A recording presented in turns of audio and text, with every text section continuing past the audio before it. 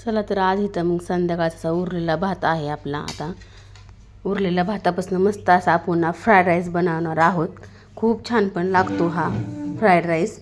आता इथं इथं काय काय घेतले मी तुम्हाला दाखवते. मस्त टोमॅटो घेतला एक चिरून, शिमला मिरची, पिवळी शिमला मिरची घेतलेली आहे, मिरची हिरवी आणि एक मोठा कांदा चिरून घेतलेला आहे.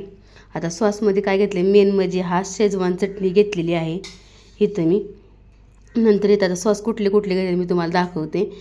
इथं थोडंसं विनेगर घेतलेलं आहे, इथं ग्रीन चिली सॉस घेतलेला आहे, red chilli sauce, dark soya sauce घेतलेला आहे. आता इथं आपण कढई गरम करायला ठेवलेली आहे. रात्रीचा भात टाकून द्यायचं नाही, ही पद्धतीने बनवा, मुलं आवडीने खातील. काहीतरी वेगळं करून त्यात टाकून खायला घालायचं मुलांसाठी. इथं मी 1 चमचा तेल टाकलेलं आहे, थोडीशी हिरवी मिरची टाकलेली आहे.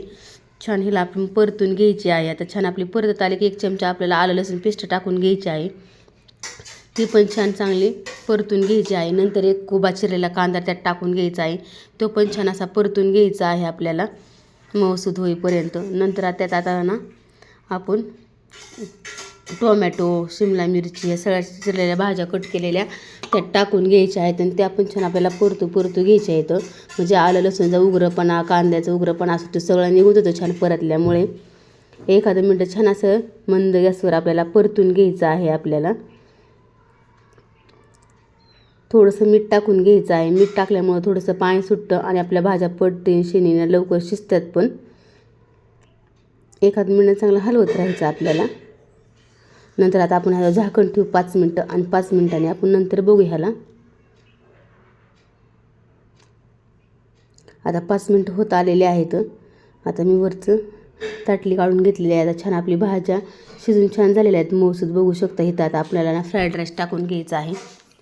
मस्त असा मोकळा भात, दिल्ली राईसचा भात आहे हा, त्यामुळे एकदम मोकळा फडफडीत भात होतो. मस्त डार्क सोया सॉस टाकलेला आहे, ग्रीन चिली सॉस टाकलेला आहे, रेड चिली सॉस टाकून घेतलेला आहे आणि मेन म्हणजे आपली शेजवान चटणी पण टाकून घ्यायची आहे आपल्याला. त्याशिवाय आपला भात पूर्ण होत नाही शेजवान चटणीमुळे खूप टेस्ट पण येते. तर ते सगळं आता मिक्स करून घेऊ आपण. तुम्ही कशा पद्धतीने बनवता नक्की कमेंट करून सांगा. हे छान आता मिक्स करून घ्यायचं आहे आपल्याला, बघू शकता. विकतच्यापेक्षा असा भारी छान लागतो ना हा फ्राईड राईस. नक्की तुम्ही ह्या पद्धतीने करा. तुम्ही ह्यात ना कांद्याची पात पण टाकू शकता, कोबी टाकू शकता, खूप छान लागतं कोबी कांद्याची पात टाकल्यावर. आता माझ्याकडे नव्हती म्हणून मी एवढ्याच भाज्या टाकून घेतलेल्या आहेत.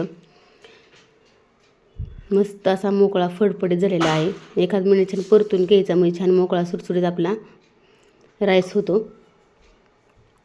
बघू शकता किती मस्त झालेला आहे. बघताच तोंडाला पाणी सुटून असा आपला मस्त फ्राईड राईस झालेला आहे. आता आपण एका ताटामध्ये काढू. नक्की कमेंट करून सांगा कसा वाटला हा फ्राईड राईस. आवडत लाईक, शेअर, सबस्क्राईब करत जावा. असेच नवनवीन माझे व्हिडिओ बघत राहत जा. चला तर मग भेटू अशीच छानशी एक रेसिपी घेऊन पुढल्या व्हिडिओमध्ये. बाय बाय सगळ्यांना आणि नक्की कमेंट करून सांगा कसा वाटला आपला फ्राईड राईस ते.